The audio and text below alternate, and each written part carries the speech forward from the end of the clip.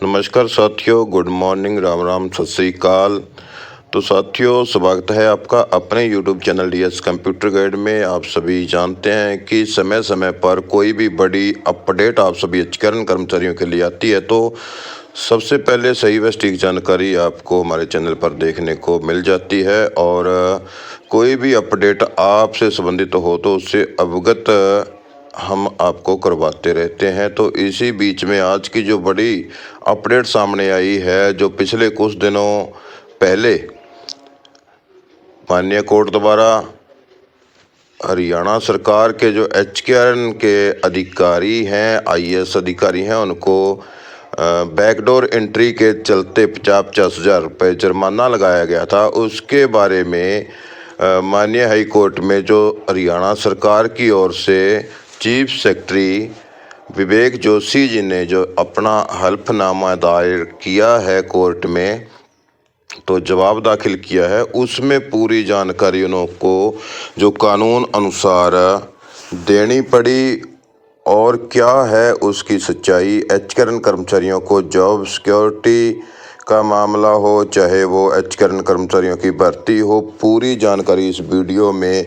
क्या जो एचकेआरएन कर्मचारियां पक्का होने का दावा कितना कर सकते हैं, कौन कर सकते हैं या नहीं कर सकते, जॉब सिक्योरिटी वाले पक्के हो सकते हैं या पक्के हैं या नहीं है, पूरी जानकारी आपको इस वीडियो में दी जाएगी साथियों। तो बने रहिएगा वीडियो के अंत तक, वीडियो इंटरेस्टिंग होने वाली है साथियों। तो आपसे यही निवेदन करेंगे कि जो भी साथी चैनल पर पहली बार आए हैं और वीडियो को देख रहे हैं तो साथियों चैनल को सब्सक्राइब करना बिल्कुल ना भूलें और वीडियो को आगे से आगे शेयर कर दें ताकि पूरी अपडेट अन्य साथियों तक भी पहुंच सके। तो देरी ना करते हुए आपको ले चलते हैं मुख्य अपडेट की ओर।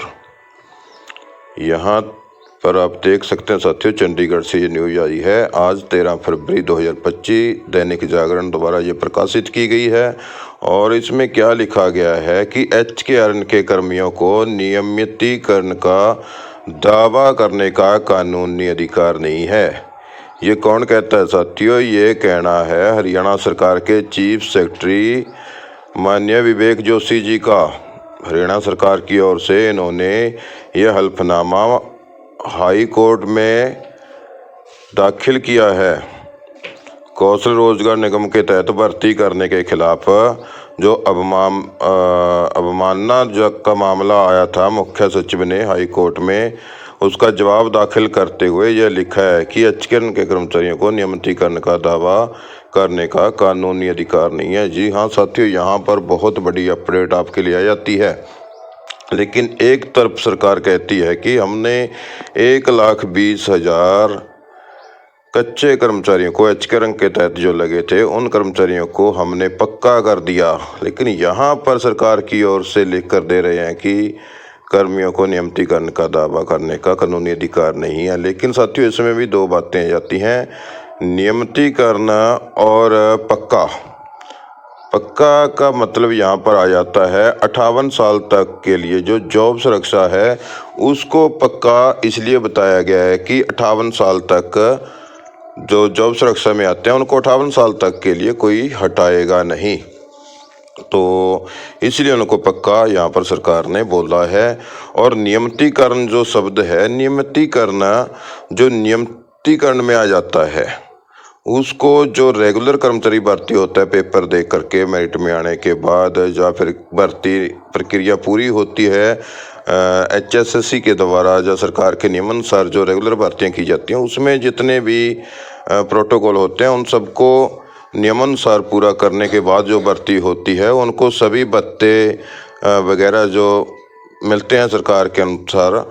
और जो रेगुलाइजेशन सिस्टम होता है या फिर रेगुलर भर्ती होती है, मैन पावर होती है रेगुलर, तो सर्विस रूल होते हैं, जनरल सर्विस रूल, उनके अकॉर्डिंग जितने भी लाभ सरकार द्वारा दिए जाने चाहिए वो रेगुलर वाले को, नियमितीकरण वाले को मिलते हैं। लेकिन एचकेआरएन के तहत जो पक्का का दावा किया गया है वो पक्का सिर्फ 58 साल तक की जॉब सुरक्षा ही माना जाएगा। उसमें पक्का शब्द इसलिए कहा गया है कि उनकी 58 साल तक के लिए नौकरी तो पक्की कर दी गई है, लेकिन नियमितीकरण के जो भी लाभ मिलते हैं उतने लाभ नहीं मिल पाएंगे। तो पूरी खबर आपको एक बार रूबरू करवा देते हैं साथियों। यहाँ पर आप देख सकते हैं हरियाणा कौशल रोजगार निगम HKRN के तहत कर्मचारियों को नियुक्ति देना अस्थायी व्यवस्था है। ये जवाब हानिया हाई कोर्ट में विवेक जोशी जी चीफ सेक्रेटरी हरियाणा सरकार द्वारा दिया गया है और उसमें ये कहा गया है कि कर्मचारियों को नियुक्ति देना अस्थायी व्यवस्था है और इसे समाप्त किया जा सकता है। यह साथियों यहाँ पर स्पष्ट कर दिया है कि HKRN कर्मचारियों की जो सेवा है उसे समाप्त किया जा सकता है।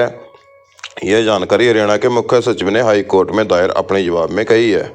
मुख्य सचिव के हल्फनामे के अनुसार HKRN के तहत अधिकतर संविदा नियुक्ति गैर स्वीकृत पदों पर और स्वीकृत पदों पर केवल अस्थायी व्यवस्था के रूप में की जा रही है। यानी कि जो स्वीकृत पद हैं और नहीं भी हैं स्वीकृत, उन पदों पर जो विभाग का काम चलाने के लिए ऐसी जो भर्तियां वो की जाती हैं केवल अस्थायी व्यवस्था के रूप में की जा रही हैं और सभी उम्मीदवारों को नियुक्ति पत्र जारी करते समय विशिष्ट नियम और शर्तों का उल्लेख किया जा रहा है। यहाँ पर सच्चाई है कि जब नियुक्ति पत्र दिए जाते हैं उसमें सारी जो इंस्ट्रक्शंस हैं या फिर उसमें नियम हैं, शर्तें हैं, उसमें सारी लिखी होती हैं साथियों। ये आपने खुद भी पढ़ी होंगी।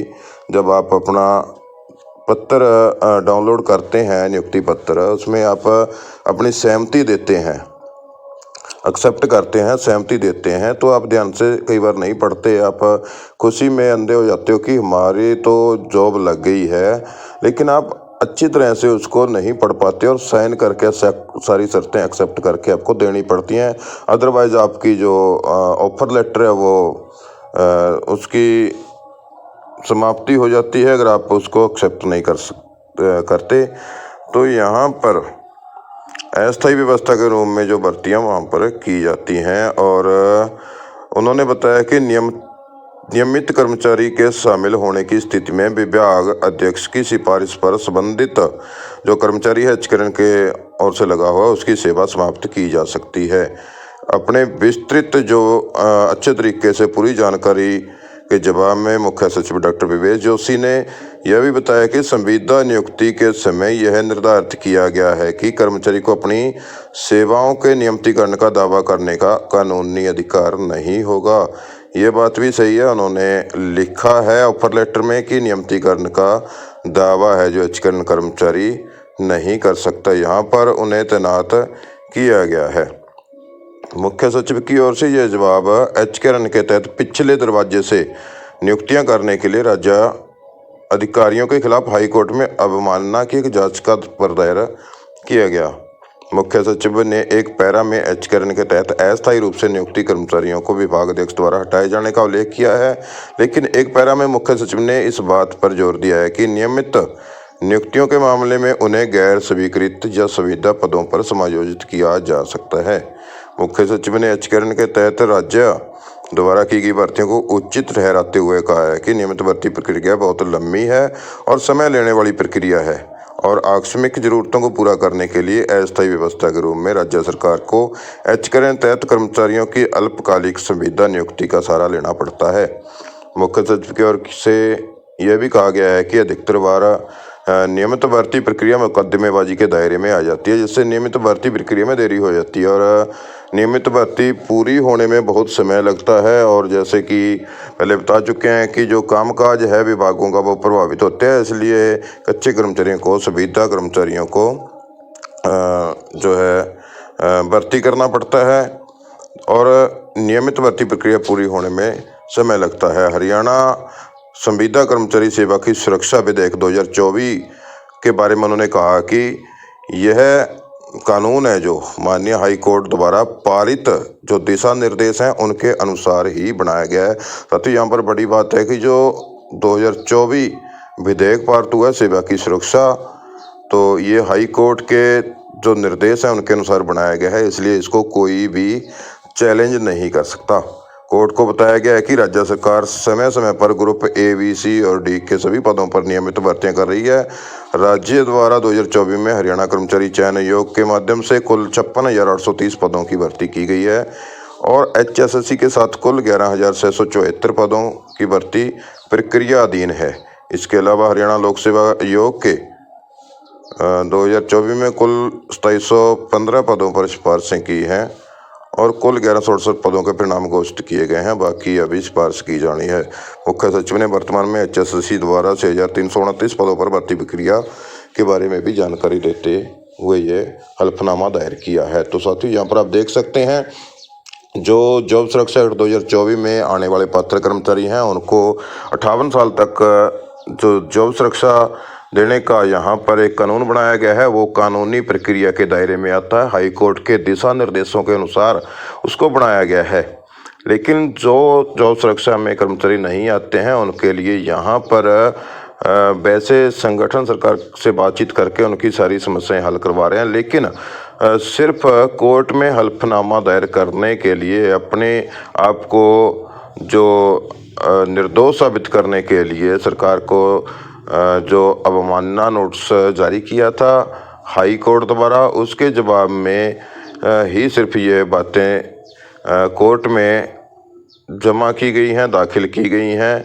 लेकिन समय समय पर ये बदलाव आते रहते हैं। ये बात सही है कि जब ऑफर लेटर आता है उसमें ये सारी शर्तें लिखी गई होती हैं कि कोई भी कर्मचारी पक्का होने का दावा नहीं कर सकता और उसमें ये बात स्पष्ट तौर पर लिखी गई है कि यह भर्ती अस्थायी है और रेगुलर कर्मचारी आने पर आपकी सेवाएं हैं जो बिना नोटिस के समाप्त की जा सकती हैं, ये उसमें स्पष्ट तौर पर लिखा होता है। जबकि माननीय हाई कोर्ट द्वारा और माननीय सुप्रीम कोर्ट द्वारा यह कहा गया है कि बिना नोटिस के और बिना कारण बताए बिना सुनवाई का मौका दिए किसी भी कर्मचारी को बर्खास्त नहीं किया जा सकता। जी हाँ साथियों, आपको इन सभी कानूनी बातों का अच्छे से ज्ञान होना चाहिए और अगर कोई आपकी नौकरी पर तलवार लटकती है तो कानूनी सहारा आपको जरूर लेना चाहिए, क्योंकि मुश्किल समय में आप सरकार का या विभागों का इतना बल्कि साथ देते हो, उनका कार्य संभालते हो, जो राजकीय कामकाज प्रभावित ना हो उसके लिए आप सरकार का साथ देते हो, तो सरकार का भी इसमें दायित्व बनता है कि वो भी आपको रोजगार के अवसर मुहैया करवाते हुए जो आपको आपकी जो जिस सेवा है, जब तक रेगुलर कर्मचारी नहीं आ जाता है तो आपसे सेवा ली जाती है, उसके बाद आपको हटा दिया जाता है। तो ऐसे में आप कानून का सहारा ले सकते हैं, क्योंकि आपने सरकार की एक जो कठिन परिस्थितियां हैं उनमें सेवा की होती है। तो इसलिए सरकार का भी दायित्व बनता है कि आपको भी रोजगार सुरक्षित करवाने का अधिकार कहीं ना कहीं है। तो साथियों, मिलेंगे नेक्स्ट वीडियो में एक और बड़ी अपडेट के साथ। तब तक आप खुश रहें, स्वस्थ रहें। धन्यवाद। जय हिंद, जय भारत।